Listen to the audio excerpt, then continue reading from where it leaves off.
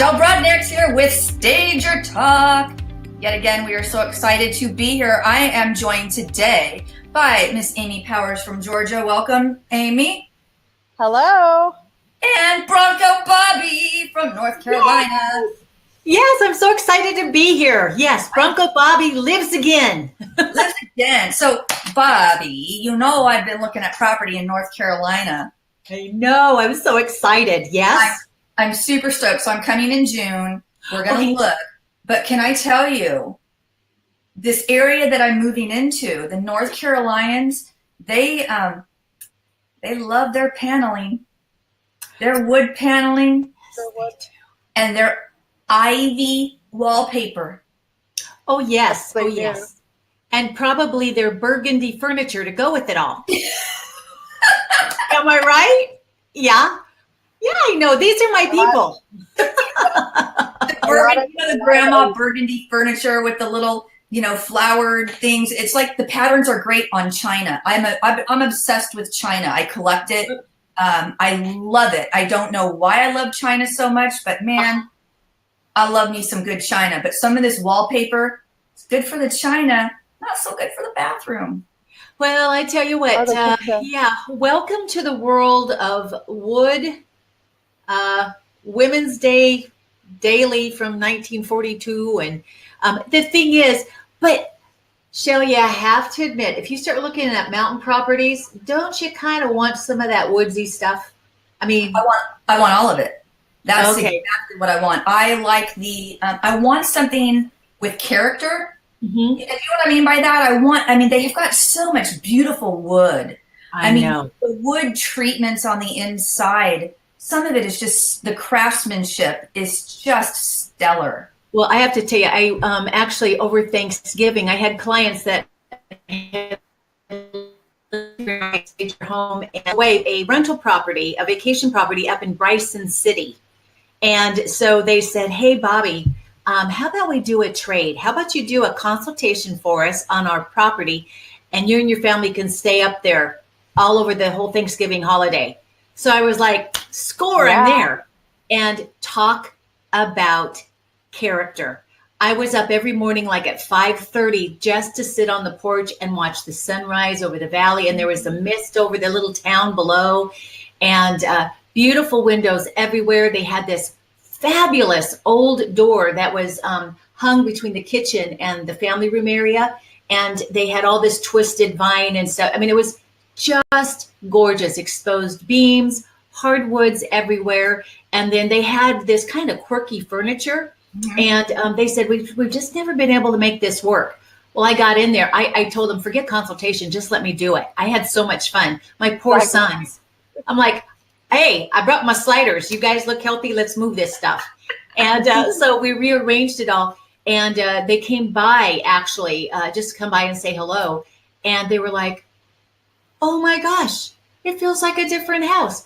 I said, yeah, now you can charge more, but not me. I said, so I was thinking it would be a great place for some time to do a training session there. Right. Was this the place that has like 80 properties and that are all like that one? Yes. So So anyway, I was thinking, wouldn't that be kind of fun? So I've kept in good contact with them, and it's exciting. So when are you coming in June? Well, we'll talk about it later. Yeah, June. I get in like June 9th into Asheville, and then we're going to stay a week. And I literally have not had a vacation. I have not had more than a 3-day weekend since 2006. Oh my gosh. And the amount of days that I've like been sick and like not able to work, I think I've had 2 where I absolutely didn't work. And this is like literally since 2006. So this time I know, who am I fooling? We've met, and I'm going to work even when I'm not on vacation. I'm going to be conventions in July. There's no way she's not going to be doing anything. But I've got to get it done. But the good news is if we do go there, you can come help me fix things. And I know that I'm going to make Jonathan come down from Virginia as well. He doesn't know it yet, but Hi, Jonathan. Like, So I by the I way, do. I'm going to hijack you. I'll kidnap you with my new roping ropes that I got. I posted on Facebook and bring them down to North Carolina to fix everything. So There you go. Well, I tell you what. Well, when you're here, I mean, I'd skedaddle up to see you. You're about 4 hours away from yeah, me. it's not that far. Yeah, but you'd be worth the drive.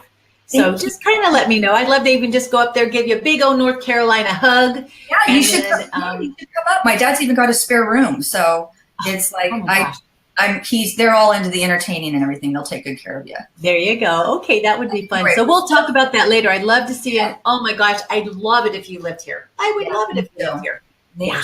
So we're just chit-chatting, everybody, waiting for some people to jump on. And so we are definitely open for questions. But today we're going to talk about RESACON. And Bobbie, I'm just going to read your bio a little bit because I really want to give you some kudos and I want to get it right. So Bobbie McGrath is an international award-winning stager, trainer, speaker, and co-author of Amazon's best-selling book, Homestaging: The Power That Sells Real Estate.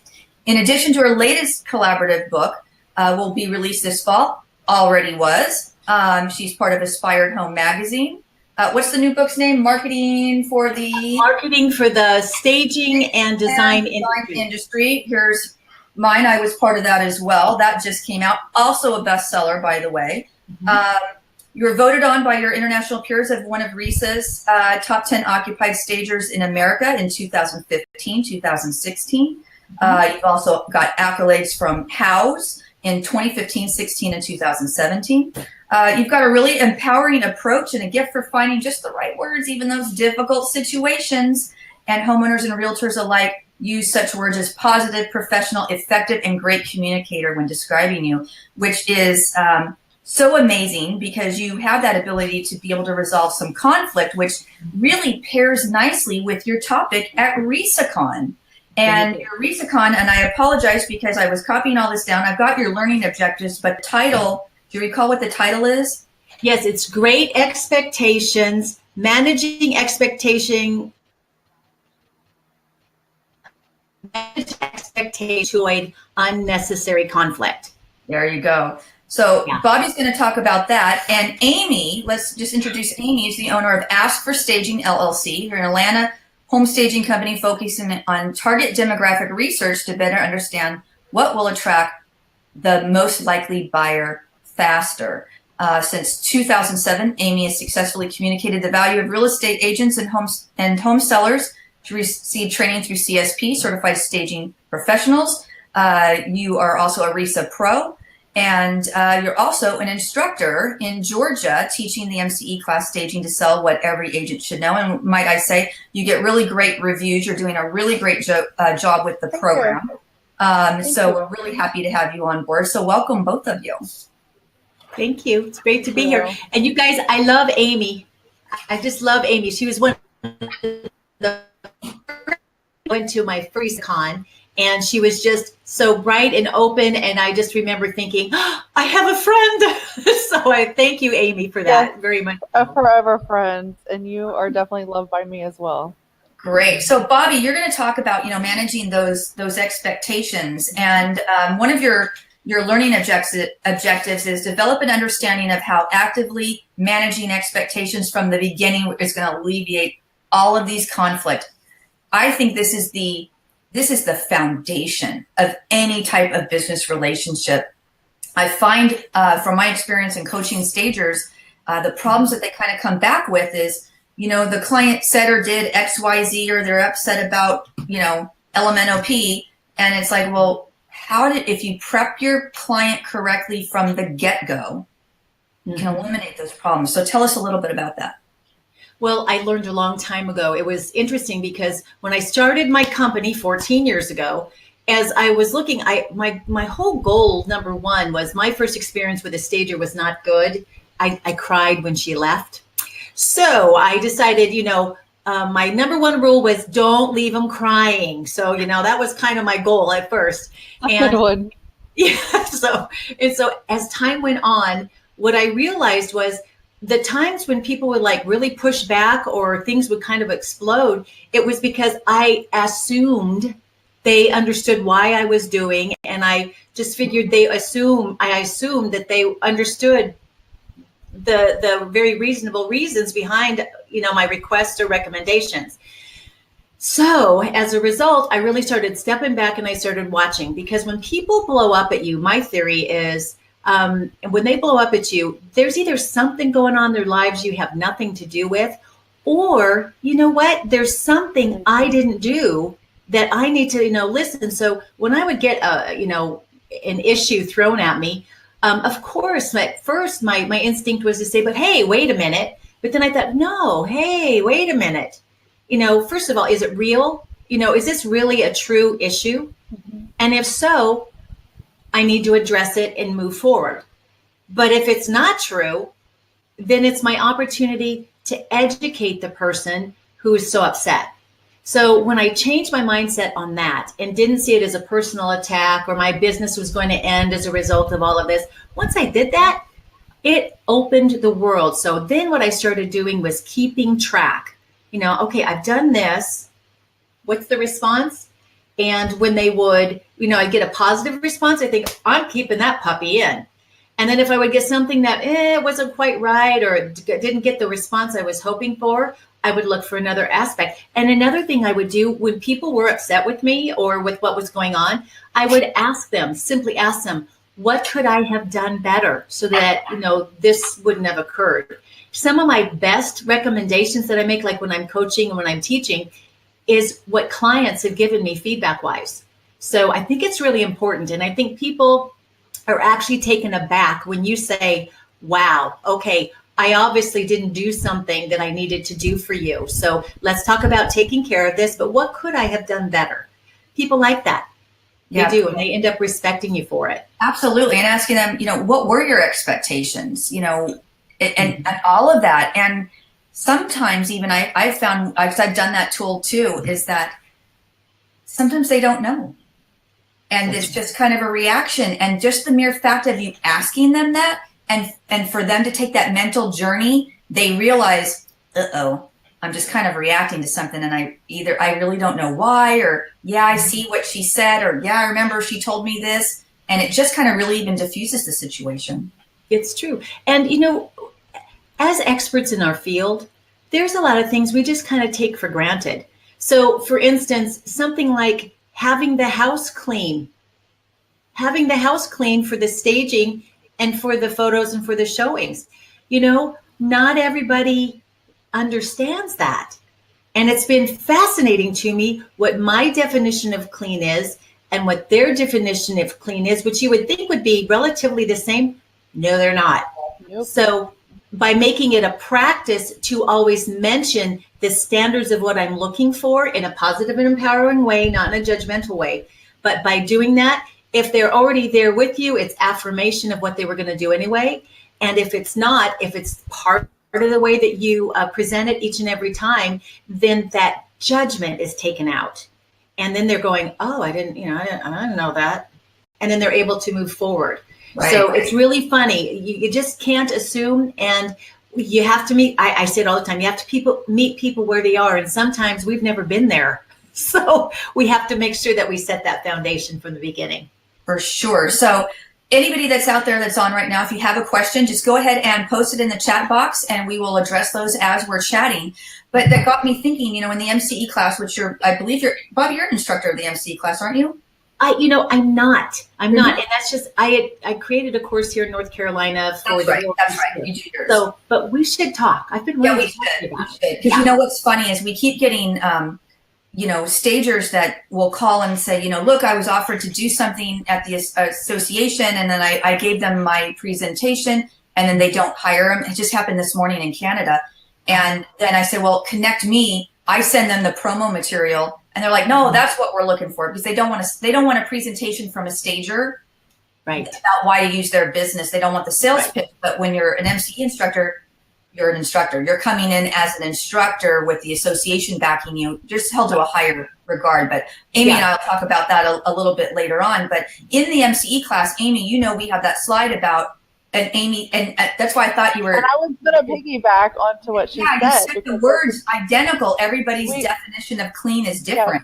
Yeah, it's very different. Different cultures have different definitions. Different ages will have different expectations for what is clean. And It's true. so, and what I do, and I talk about this in my CE class, I don't ever talk about personal taste. I Mhm. always talk about the dollar. This is why taking advantage of it on this side of the transaction, it's going to make you money. You have the control, and the sellers, they want the control. And when you start talking personal or let this go or change this, they're losing some control. But if you communicate it like I talk about this in the CE class the whole time, because one of the big bullets is it's all about the buyer.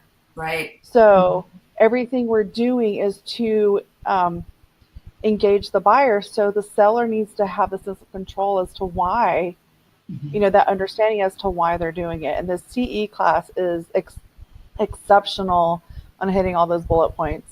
Mhm. So I'm gonna pose a situation to y'all, and then if you both give me your answers of how you'd address it. So let's just say you're in and you're talking to your homeowners and they're selling, and it is dirty. And Amy, you know the slide I'm talking about the toilet.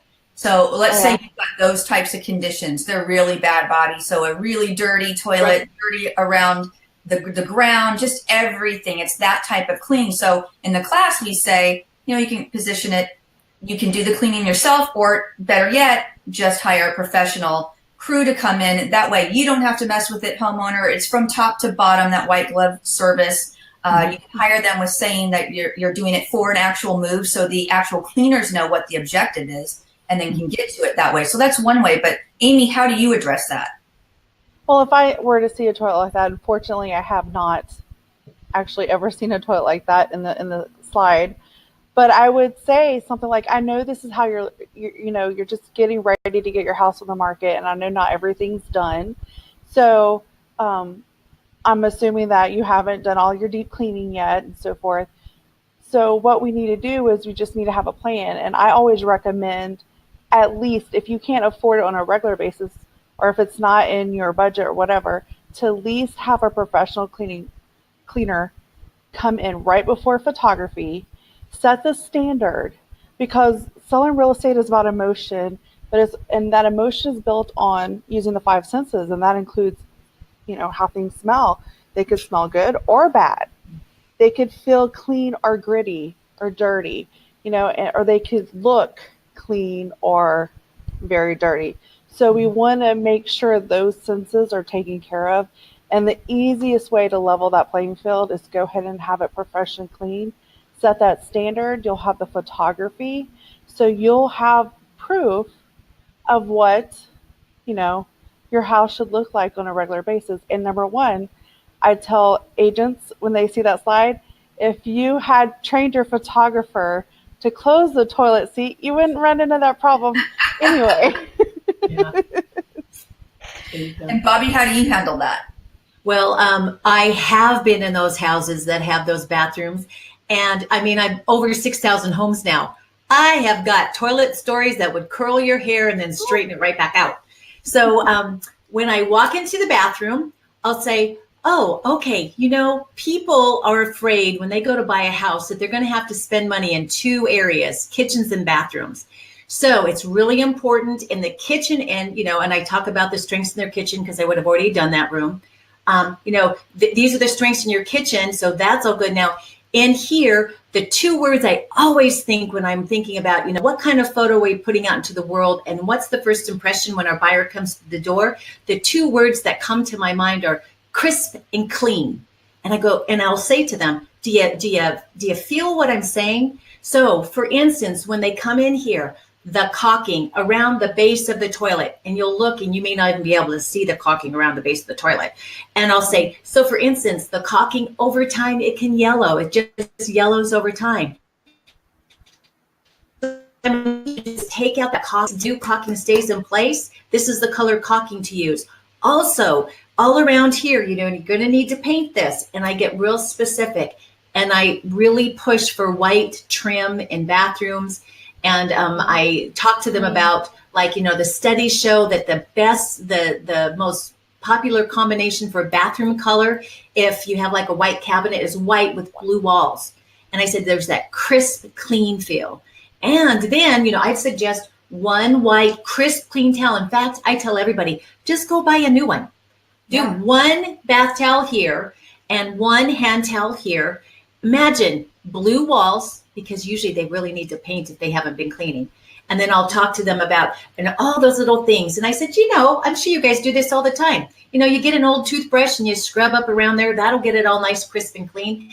And oh, you know what? But you guys, you've got so much to do. You know what? I've got the name of a great cleaner who could come in here too. And they'll bring their team in and they do it for me all the time. And they go, oh, yeah. Okay. And so then as I walk away, as we walk out the room, I'll say, remember, crisp and clean. And there's something about those sounds. People go, oh. And then when we go to another bathroom in the house and they'll go, we know, crisp and clean. And I'm like, they're speaking my language. They're getting it. So that's the way I approach it. I love that. And you know what else I liked about what you said is when you said, can you feel me? Can you feel what I'm saying? Mm-hmm. I love that because again, it takes them an emotion. When you tie an emotion to the logic, it really kind of drives that point home.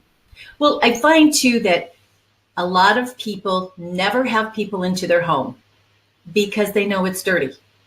Yeah. And the whole idea of putting their house on the market, the anxiety of just cleaning, I cannot tell you how many people don't know what clean is.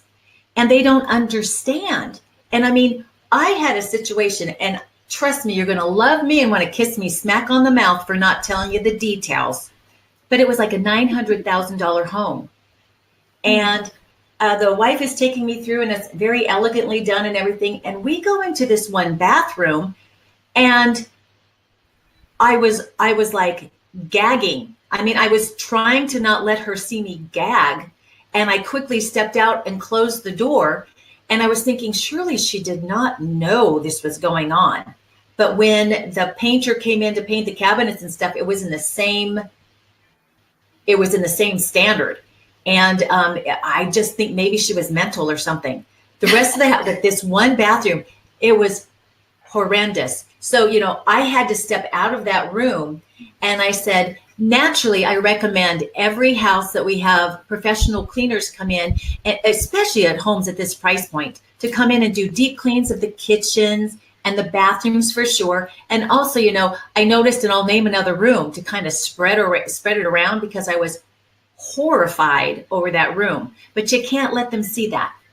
Right. You can't let them see that. So if you come across something like that, you do not have to stand in there while you're talking to them. You can close the door and then give it, say it to them in such a way like that. Oh yeah, this is a great opportunity to mention for the kitchen and the bathrooms, especially because, those are the ones people are afraid they're going to have to spend money.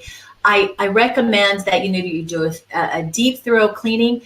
Even, better yet, I know you've got so much on your list. It's really easy once you've got these things to have a cleaner come in. I've got somebody I could recommend to, for you. And then I give them the hazmat unit. Yeah, I love that. So are you going to be able to touch on some maybe systems to help people along the way with managing the client expectation? Absolutely. I am all about systems. In fact, I'm teaching my course on occupied consultations. And part of the one of the huge parts is understanding the system and how you can be effective. Because if you do things in the same way over and over again, it helps to, first of all, I'm a big person about not putting judgment on people. And it helps you to stay focused. And it also allows you to drive what I call the order of operations throughout the entire process. So if you tell your clients from day one, is this step one, then we do this. If you do that, and then when you're, done with step one, remember, we talked about the next step is this and this and this. If you keep reiterating that throughout the process, whether it's consultation only, consultation photo prep, consultation, occupied staging, vacant consultation, vacant installation, what I call a staging enhancement, which is some of their stuff, some of your stuff, staging enhancements, whatever it is, if you walk through there and explain to them, it really does. And especially when you're dealing with contracts, setting expectations throughout that process and letting them know what to expect ahead of time really avoids conflicts. And ask me how I know. I say all the time, the definition of experienced is you've made the mistake. I am a very experienced stager. So I'm going to try and help other folks not become quite as experienced on these topics. Because they're going to earn their own experience badge in their own way, but hopefully we can help them avoid it. Yeah, I like to learn from other people's mistakes as well. And if anybody's watching right now and you're not familiar with Bobbie's business model, you actually specialize in the occupied market. I do. I did both vacant and occupied for the first 10 years of my business. Right. And I was going to expand and do the vacant and all this. And then I just kind of had an epiphany. And so I decided for me, I've got some great vacant stagers in my area. I'm really very blessed because I can refer out with total confidence. But what I thought, was that the occupied side, I thought wasn't really being as addressed as strongly. And my experience is having been an occupied home seller at one time, my heart went there. And I started looking back over the previous 10 years and I thought, you know what? I really want to focus in that area. And kind of my mantra is meeting people where they are. And what I mean by that is, what's their time frame? What's their budget? I mean, I would love to be able to bring accessories and extra furniture and stuff to every occupied home I do because I could create.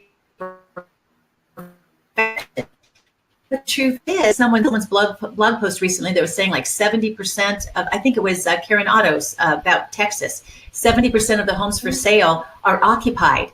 So I was thinking to myself, of that 70% that's occupied, how many people truly have the budget to take it to the next level? And the answer is not as much as we would like. Right. So what about those folks and what can we do so that they present as strong as possible from day one? So that's been my focus. That's my passion. And it's all based on that consultation. I look at it this way. It used to be, I really tried to do things to get the vacant work and the staging enhancement as the real money makers for my business. What I realized was if I flip it around and make my consultation, and I mean a kick bottom consultation, if I make that a strong foundation, any additional service is all gravy, right? So I like to think I have a foundationally gravy business there. Yeah, I love that.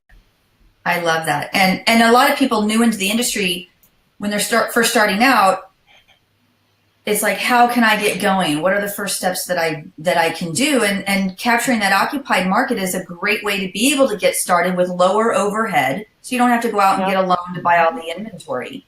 It's true. Yeah, they should take Bobbie's class first, so that they should take Bobbie's class first because there's so much that they need to know for it to be done correctly. Yeah. So Amy, you do both occupieds and vacant, right? I do, but I prefer vacant. I'm actually on the vacant spectrum. What do you prefer over the vacant because of the occupied? What's the difference for you? The clean slate? It's a clean slate. I can focus more on target demographic. I don't have to worry about as much as, and Bobbie, I hope you probably could counter this a little bit, but I don't have to focus on transitioning from a homeowner thinking it's their home to turning it into a product as much. It's a little harder transition when I can directly turn it into a product immediately, straight away. It's true. Yeah, Amy, that's really a huge part of the consultation side is helping people transition over. And through the years, there's been a few that no matter what I did, I mean, I had one woman wailing. I mean, not crying, wailing on my back porch. Bobbie, I've never had any of this. Well, and my heart broke for her. And then, oh my gosh, guess what I did? It was a divorce that she didn't want. And as I'm going through the house, I mean, I think I've broken 3 things in 14 years. They were all in that house? In her house. And I'm hearing her wailing and she's down to the part of going, through the door I can hear. And I go and I thought, I've got to let her know. And so I opened the door and I said, I'm sorry to intrude. I said, but I needed to let you know, I accidentally broke this, but of course I'll, replace it for you, whatever. She gets up, grabs it from me, goes walking into the kitchen, opens up the garbage drawer, throws it into the trash can. She goes, it doesn't matter. It was from our honeymoon. I don't care. Oh. And I'm standing there thinking, okay, what do I do now? And I said, I don't know how to apologize enough. And she goes, no, I'll probably be doing all of that myself after you leave the house. So just go ahead. Wow. You have to learn how to navigate that. So in the end, with her, rather than her walking through and, taking the notes and stuff, I just went through and left notes taped to the front of each room as what needed to be done. So I have to meet them where they are. So truth be told, sometimes I miss vacants because I do love being able to create, that movie set. There's definitely not drama like that. That's and you do beautiful work. I like stalk you. I like Facebook stalk your work. Well, thank you.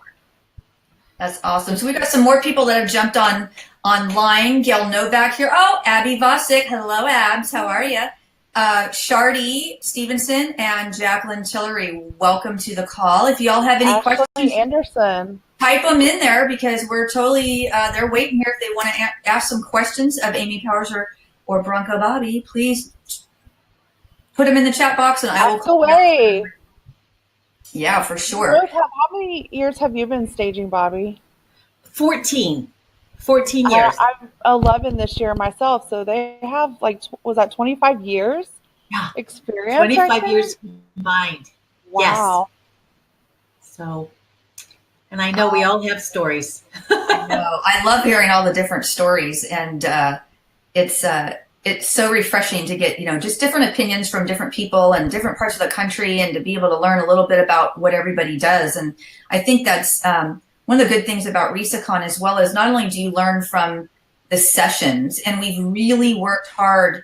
Every year we poll and we say what went well, what didn't go well, we're going to do better next time, and every year we take the feedback and we change and we tweak and we get everything down to try to get the best, most comprehensive program that we can.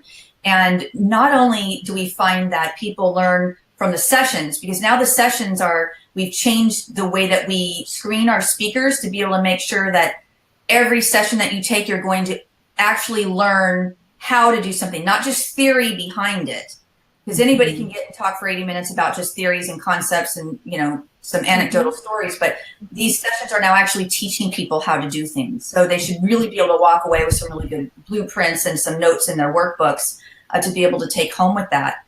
But also on top of that, it is the networking. It's sitting with somebody at breakfast and somebody different at lunch, and, all the different camaraderie and the sharing of the different people from everywhere, because undoubtedly, and it always happens, and of course, I'm a big law of attraction person.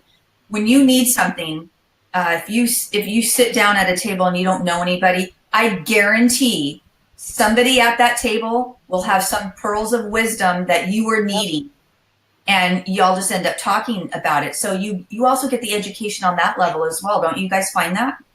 Totally. Absolutely. That's one reason I really enjoy my relationship with Bobbie and many other stagers that I've connected with at RESACON. I recently had a vacant where I had this huge mirror. Do you remember, Bobbie? Yes, I do. I just was in one of the groups, and there was a trust level because I knew so many of them. And I'm like, okay, this is a dilemma I have. What do I do with this huge, large, long mirror over a fireplace? Mm-hmm. And Bobbie and I are secretly chatting on the side too. What do you think? Tell me your opinion. And so just having those connections, it builds your level of professionalism when you have someone that you can go to that has a high standard as well, and just collaborate. It's true. I my very first RESACON that I went to, I met this stager from Australia. Well, guess what I'm doing in August? You're going I'm flying to Australia to train realtors and stagers. Yay. So, and it all started from sitting around a table. And what I did, my first RESACON, is I told my husband, you're not going with me because I'm going to go in stealth-like. And I'm just going to, talk to as many people as I can, because I want to see if this is a legit trade association, or is it just a gab fest? Is this just a reason to leave and go to Vegas? And I was thinking, because I don't want to be a part of something that's not more than that. Because I've been to conventions in the past that, no. So I went and I told myself part of my madness was each and every session, whenever we'd get together in the big ballroom, I would sit at a different table and I would just listen. And we would go around and everybody would generally say your name, the name of your company, where you're from, and whether you did vacants, vacants or occupieds. And I had just closed my vacants. So I felt like I was a fraud, that I was a loser when I got there, because I was thinking, oh my God, am I a failure because I closed down my vacants? And it was very interesting because as they sat around and they finally got to me, Bobbie McGrath, successful staging, I do occupieds and I just and they're like, what? And I just and what? I just closed down my vacant division. And people were like, oh, you're kidding. We talk about doing that all the time. Yeah. And so I was like, it was such affirmation for me. And it was wonderful. And I still have great connections with so many of the people that I met during my first RESACON. So I had 2 goals that year when I left. With number 1 was to win an award. I wanted to win an award. I was like, oh my gosh, that would be like so cool. And number 2 was to be able to speak and train. So I've been very blessed to have been able to do those things. And I encourage everybody, especially if you happen to be a home stager in a little town and you're thinking, oh, but I could never do that. I want to encourage you so much. Yes, you can. I mean, oh my gosh, I live in Raleigh. Somebody just recently, when I was giving a talk, said, well, we're not as international as Raleigh. And I was like, have you been there? I mean, Raleigh is like, it's like a little town, right? There's a lot of people, but it still has that small town feel and all of those things. So I really want to encourage you, if you really want to find out more about what you can do in this business, oh man, come to RESACON. Come to RESACON. It's probably one of the best 3 decisions I've ever made. And one was to marry my husband. The other one was to have kids. And that third one was I stepped out in blind faith so I could meet people like here, like Amy and Shel, and so many other folks. I just really to consider coming. Everybody, I was 5 minutes in the door and I felt like I'd known everybody for years. So yeah, and she didn't even ask me to say that, guys. It just is coming out of my heart. Yeah, it's coming out of my heart. We appreciate it. So Amy, let's talk about the doors. Those greeters at the doors are very special people. Yes, yes. Amy was my greeter. I love Amy. Amy's the muscle at the doors. So everybody knows we do have to have security at RESACON because, believe it or not, people actually fly all the way across the country to get to RESACON and then don't buy a ticket and think that they can just kind of come in. It's happened.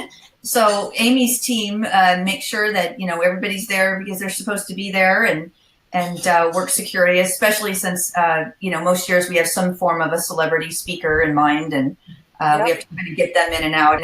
Barbara Corcoran, gosh, we had to have armed security for her to be able to come in and out. Sabrina Soto, she just got mobbed. God bless her. She was just like, it's okay, it's okay. And I'm like, and Vern Yip's people this time are like, no, in and out, in and out. And I'm like, I got him this time. So we're gonna need some extra security for that as well. I volunteer for security. I volunteer. Yeah, I have first dibs. Okay. Then I'm her. She's my famous friend, so I should be able to go with her. Together, we can do anything. I'm Amy's security assistant. There you go. Well, both of you will be in the meet and greet, so it'll be good. Yeah, we're actually doing a stager talk with Vern on May 24th. Stager talk. And somebody's going to go out on social media this weekend. Flea's going to get it out there for us. And we'll be asking all of you, what do y'all want to ask Vern on Stager Talk? So we'll be able to have some questions in advance. So put your thinking caps on when you see it on social media. Put them on the post, and then we'll see if we can ask Vern about that. But I think he's going to be pretty neat. Mm-hmm. Yeah. Would it be awesome to ask him what flight he's going to be on so I could go with him? Just kidding. I'm telling you, I don't know where he's flying. In Atlanta. He's in Atlanta, isn't he? Isn't he reside in Georgia? Yeah, that's why I asked. Yeah. Yeah. Yeah, he's in I remember way back in the day, in like 2000, I started at Staged Homes in February 2002, and Trading Spaces was just huge back then, you know, and Ty Pennington and Paige Davis and Vern and Frank and Genevieve, all of them, Hildy even. And I remember just watching it religiously all the time. And I used to do so many DIY projects, so many things we'd see on Trading Spaces, and you'd go home and try to do it. And now that it's back on the air, I usually don't watch any shows like that. But this weekend, I watched like 3 or 4 episodes of Trading Spaces, and I'm like, oh my God, I'm so into it. I'm really into it. And Vern was always one of my favorites. Yeah. So it's going to be fun interviewing them. Mm-hmm. I can't wait. So can I put a little plug in for anyone who wants to volunteer at RESACON? Yes, please go ahead. You can email me, amy.powers@aphsr.com. That's Apple Paul Henry Sam Robert.com. And I will put you on the volunteer list. And what do people get for volunteering? They get a $100 credit toward any type of RESA membership available. It's a good deal. That's awesome. A great credit. I didn't know that. Fantastic. Especially if they want to upgrade to RESA Pro, which is, rumor is RESA Pro is where you should be going. That's going to be where all the good stuff is. Yeah, that's where all the good stuff is. I'm a RESA Pro. Yay! Yeah. Awesome. So, Amy, let's talk about your session. You don't have your own session, but you're going to help me with, we're doing a bonus session at the very end of the day. We actually have a few bonus sessions available. One, Linda Brown, which you found, Amy, for us, right? Yes. Mm-hmm. Okay. So Amy found, so this is how this story, Profit First, came about. So I got 2 Facebook messages from Michelle Minch, one from Michelle Minch, one from Amy Powers, all within like 24 hours of each other. Profit First, check out this guy. Mm-hmm. He's amazed. It's just going all around the internet right now. So I'm like, all right, let's see if we can get him. We'd already kind of set the budget, but we like to have 2 keynotes if we can do it. If not, we have 3 other speakers.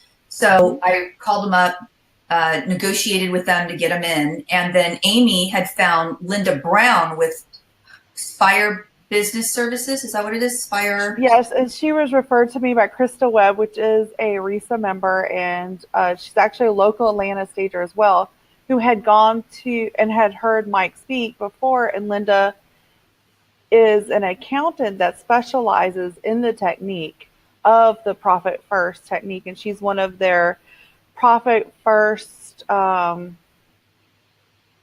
it's PFP or something. I forgot what the last P is for. But she is a specialist that focuses on how to implement that in your business. And what I really loved about Linda Brown is that she not only teaches you, like if you were to hand it off, but she understands the tiering, if you will, of stagers, new stagers versus some who may have been around for a couple of years versus those who may have higher volume. And so that the newer stagers may need more hands-on and doing it themselves kind of skills. So she teaches you how to do your own finances and to how to understand it. Mm-hmm. Even if someone else is doing it, she's going to communicate to you how you can understand it to make sure you are doing the Profit First and everything correctly for your business. So I really love that about her. And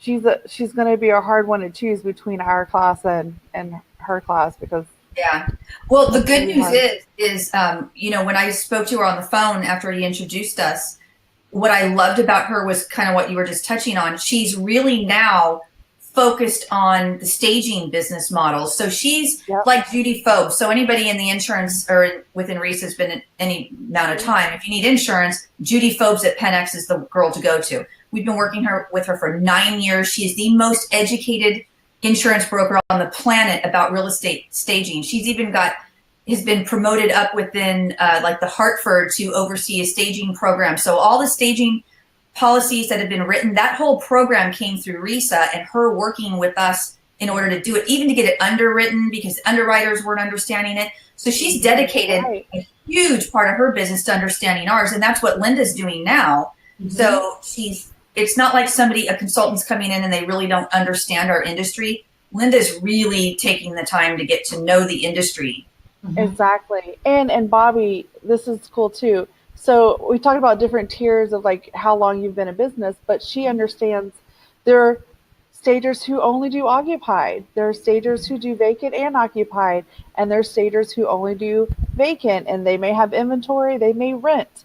So Mhm. she understands all the diverse dynamics within our industry, and she's just a win, and I'm very glad that she was willing to come and participate in our convention as well. Yeah. So not only is she doing the workshop, she's actually come on as a corporate partner. So she's going to Awesome. be available to us year round. Wonderful. Yes, That's great news. Shel, definitely a okay. resource.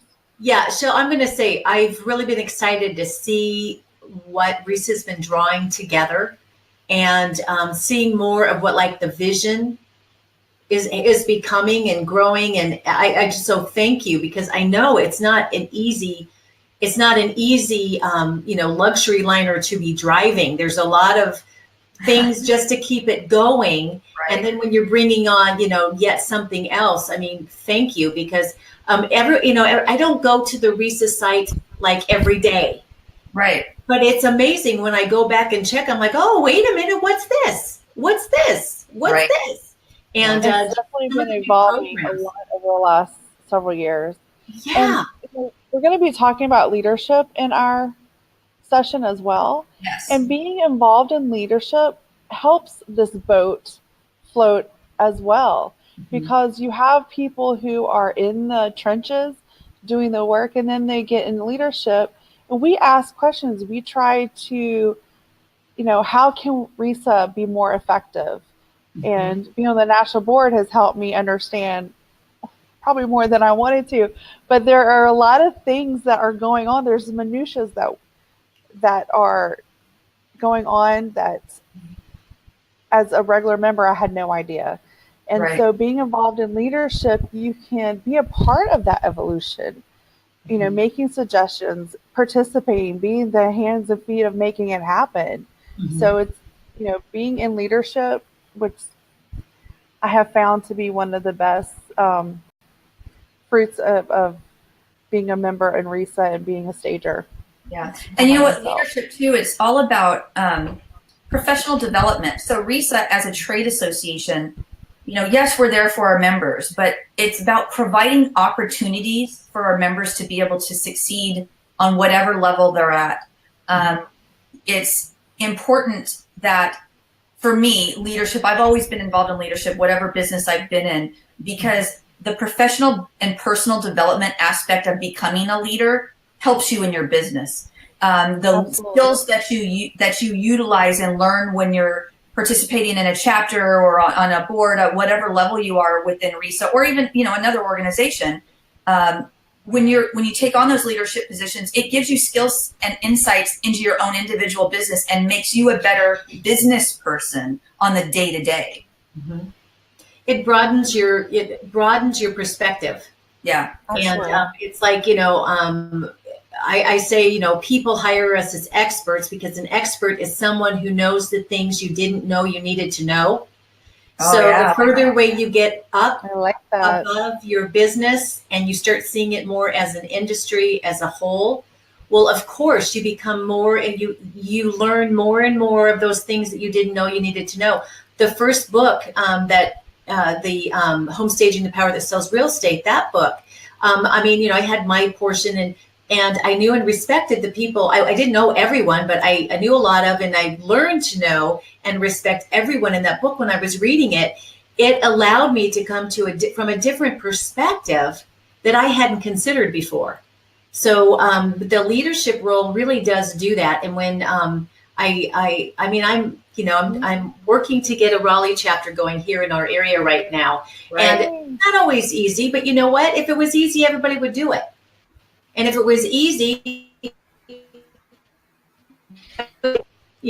so I look at whatever expectation we can have to raise our levels and to understand more about the industry, the better we can serve our clients. And I was noticing too, the sessions that you have, it used to, in the time that I've been associated with RESA, they were broad at the beginning. But as with any industry, as an industry grows, it's like when it first starts, everybody does everything because that's what you have to do. That's what you have to do. But over time, as it matures, you start seeing specialization. And so what I love about the different sessions and everything is it's taking into consideration that not everybody's doing everything. We do have specialization, and that's being addressed. And I think that really speaks well for the home staging industry, because that's a healthy position to be in, and it offers more opportunities. Yeah, for sure. And I think too, when you say about, sometimes it's hard, people might feel it's hard to get the chapters going. We have now 2 full-time staff members dedicated. So we have almost 300 leaders within RESA. We have 2,030, what did I say when we got on? 2,039 members. The growth that we've seen over the last couple of years has just been astronomical. The retention of people keeping their memberships and renewing has skyrocketed. So we know everything it is that we're doing, and the onboarding for the chapters, at first glance, people look and say, oh, it's a little bit overwhelming, but Gina and Vanessa, they walk everybody through it. We've got the systems down. We show you, here's a template for meeting minutes. This is how you take meeting minutes. This is how you do an agenda. This is what the expectations are. And I think a lot of people also think that, when you're joining a chapter, it's like, well, why would I want to hang out? I had a call last week from someone. Oh, why would I want to hang out with all my competition? And I'm like, we were honest. Because he said, can I just be frank with you? And I'm like, oh, yeah, can I be frank with you? And he's like, oh, yeah, I'm into it. And I'm like, oh, that attitude's going to kill your business. He's like, what? I'm like, I'm telling you, why wouldn't you? Colleagues. They're not competitors. They're not. Yeah, your colleagues. I mean, yes, you may find somebody at a RESA chapter and both of you may go bid a job. You might be there at 9 and the other person might show up at 11. And guess what? At 12:30, y'all can meet up at the local Panera Bread and discuss it. It's really okay. And sometimes you're going to win because you're going to vibe with this client. Sometimes the other person's going to get the bid because they're going to vibe with it. And it's just not that big of a deal. But furthermore, what it's really about providing legitimacy on the local level. All real estate agents understand their trade association. They are members of their local association, their local marketing groups, their local women's council of realtors. They have these types of networking groups already. And so now that stagers have that within RESA, so it's really about being a legitimate profession that the real estate industry takes seriously, like they do mortgage lenders and title reps and home warranty and home inspectors and all of those types of professions, and they will work together. So through the RESA chapters, they do things, they will go to the association's meetings. They can join the local association as an affiliate partner through the chapter, and then everybody has, add-on memberships to that. So it's more cost effective to do it as a chapter than it is individually. And then you can go to their meetings, and then you can go to the association and pitch the MCE course to be able to bring it there. And then you can have instructors, trade off and teach it at different times. You can do fundraisers throughout the year. We have the RESA Cares program for anybody wanting to do charity. So all that's mapped out for everybody. So it's really just about providing opportunity for the staters on the local level to be able to legitimize themselves on the local level. So they're taken seriously. Well, I'll tell you, go ahead. Because I've been part of a group before, and it was like, basically, here's the group, and you just kind of like go do it. And it was like, we worked so hard. So I was really kind of hesitant. I'll just be honest. I mean, I know, right? So I was like really hesitant. And so I kind of put my toe in the water, and I thought, oh, and then there was another woman here in the area whom I didn't know. She said, all of a sudden I get this notice, we're starting a RESA chapter in your area. I was like, wait a minute, I want to do this too. And it was really interesting because I went the first time, again, on stealth mode. I go in there and I'm sitting there thinking, okay, now are they just want to sit around and complain, or do they really want to do something here? And I discovered this core group of stagers, and it was fascinating to me because they really do want to move forward. Yeah. So it's all about timing and things. And really, for me, you know what the hardest part is about starting a RESA chapter is saying yes. Yeah. Because once I can tell you. it was like, Yeah. once we start this, it was like, yes, start, enter. All of a sudden, okay, great. This is what you need to do next. Don't do anything after that. Really? And it's like, okay. And so you do that first step and you send, this is what happened. And it's like, great, thank you. Okay, do this next step. Don't do anything else. Really? Wow. And so it's been really very nice hand holding, great communication. So the fact that you've got those two dedicated people, great. It's been great. And so it's really nice then when I'm talking to other people, we're all on the same page because we've been contacted. Right. So thank you for that. So it's just, yes, because in the past, so many times these organizations not so well run, but this recent, it's definitely evolved. Speaking of evolutions, I started a chapter in Georgia 2008, in February 2008, and it was a lot of DIY getting it going. And as state president and communicating with Gina, she's like, "Oh, we're doing this, this, and this now," and I'm like, "What? That's amazing! You don't have to reinvent the wheel." Yeah. And well, as back in the business day, owners, back in the day, it was just me. I literally was just me. Oh yeah, it was just Shel back in the day, definitely. And so back then, all we had was the leadership guide. I mean, granted, it took me a year to write the leadership guide, and all the information is in there. It's still there. It's still the same concept. But the problem with that was the leadership guide was, this big, this thick of a big binder we'd ship to everybody. And then as soon as they open it, their eyes glaze over. It's like that part was overwhelming. And it's like, here it is. If you just do this, here it is, right here for you. I'll talk to you on the phone. I can walk you through. But now you want to send thanks, send them to Gina Vieira, because she's the one who's been able to take the foundation of what it was that we had. And then we brought on Vanessa, and to be able to do an onboarding system, to be able to give it to people in more bite-sized, sections, so it's not overwhelming. And then the flow is just so much better. But yeah, there's certain things we have to do because we're a 501c6 business league, so we're a nonprofit organization. I don't own RESA. It's not for profit. It's not my own personal company. So with that being said, corporation codes, we've got IRS regulations we have to deal with because we're a nonprofit. When you're a chapter, you always want to make sure that you have insurance for what it is that you're doing. So RESA insures our chapters. So we have that available for everybody. We also, if you form a chapter someplace of a regular group somewhere, you're responsible to file taxes unless you're a nonprofit. If you want to be a chapter and be a nonprofit on your own, it's almost $1,000 fee to be able to do that. But through RESA, we cover everything under our 501c6, so the chapters don't have to pay for that added expense. So all these hidden benefits that we now bring into light. I love it. I love it. Yeah. So and that's just the front support. The back support is we have Facebook groups for leadership, so for chapter leaders, so that they can get ideas from each other for chapter meetings and, share success stories. So that everyone, it's like I said earlier, it's always better, especially as small business owners, to have something in place when we're volunteering our time that we do not have to reinvent the wheel.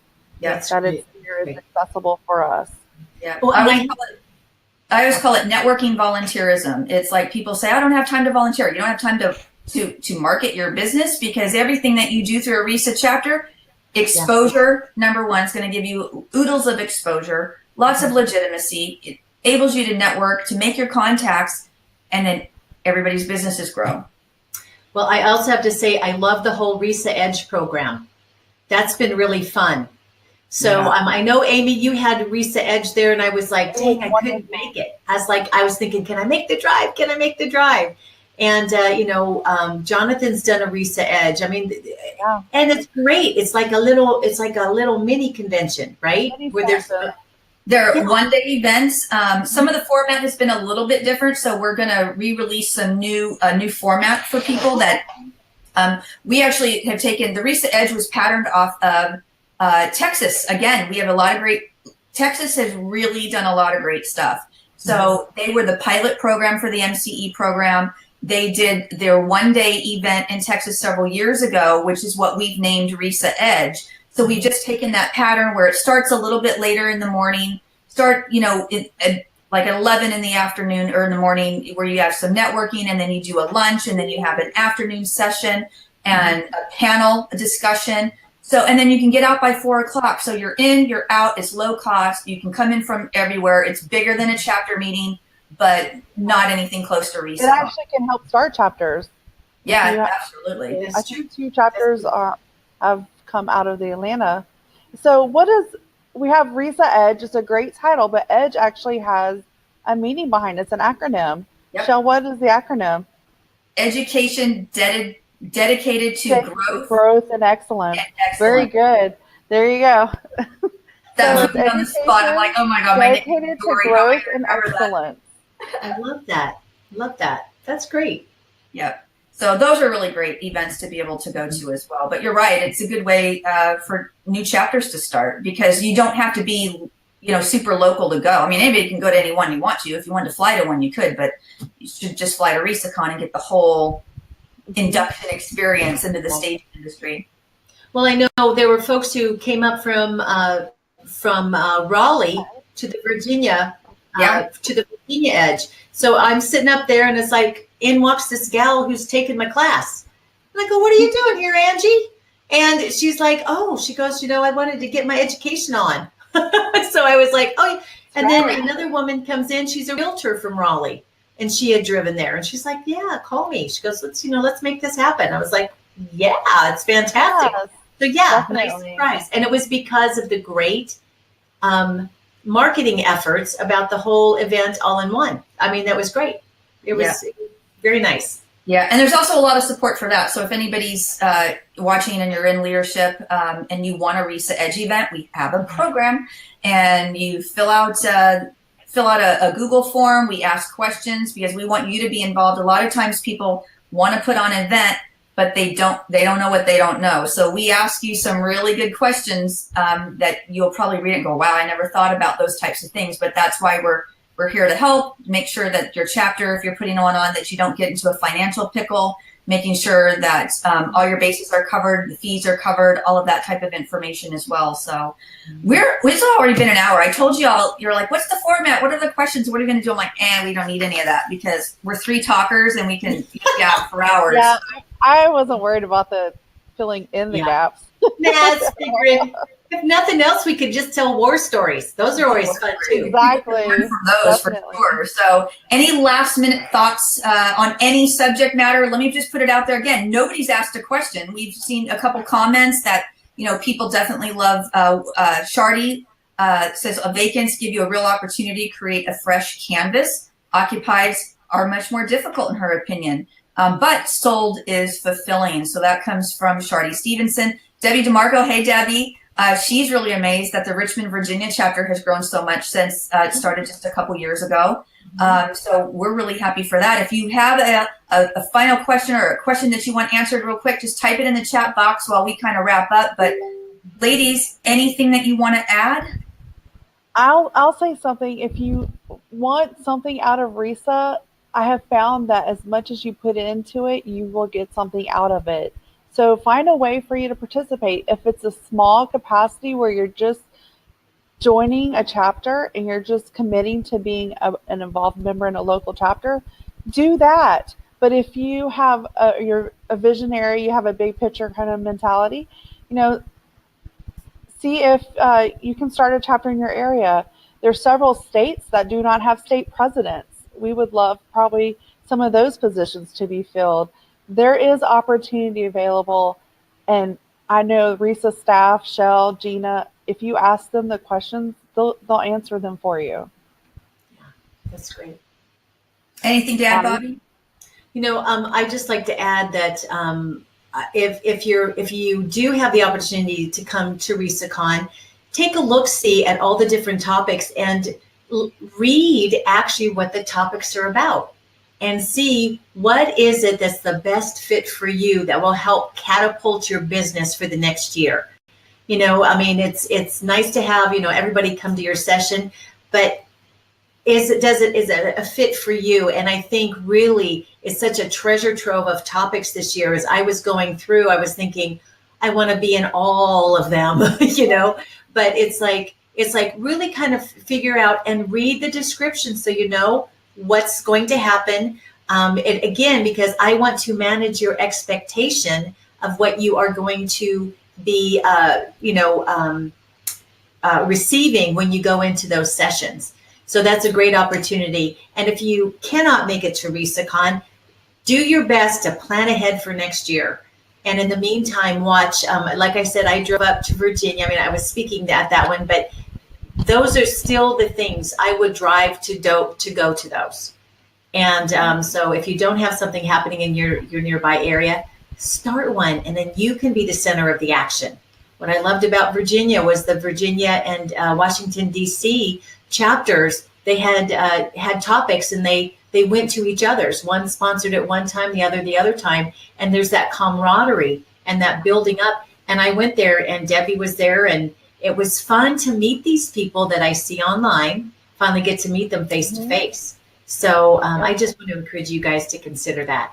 Yeah, for sure. Well, thank you both for being on today. I actually enjoy both of you immensely.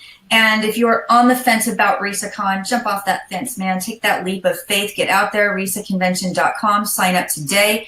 Home Staging Industry Awards. If you are a RESA member, you would have gotten an email with the login and password to be able to get into the awards platform to determine the top 10s in many, many categories. And then this year we had a most influential list. It's not an award. There's not going to be, you know, ranking number one most influential person in real estate staging. However, it's going to be a compiled list of the top people in that have been nominated. So anybody can vote for that. It's RESAmostinfluentialpeople.com. You can go there and cast your vote for anybody that you would like to see on that particular list. We have a lot of leaders. And when we talk about influencers and influential people, it's people show up.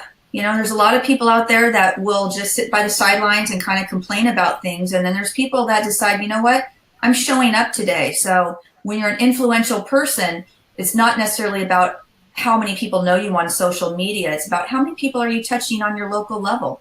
Lots of amazing local people that are locally influencing other stagers, their real estate climate in general, real estate agents, and we'd love to be able to recognize them as well. So get out and vote.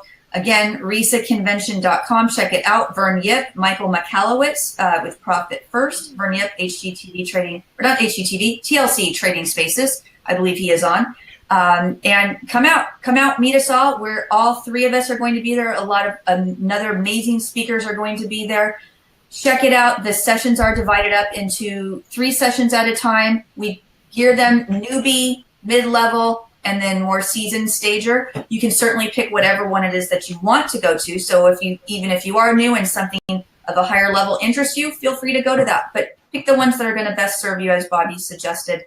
And that is it. I kind of feel like Miss Mary Ann, you know, in Romper Room when you're looking out there and say, I see Debbie DeMarco. I see I see Shardy and Gary and Jacqueline and Amy and Gail and Abby. So you're all here joining us today. We certainly appreciate you. And until next time, bye for now and happy staging.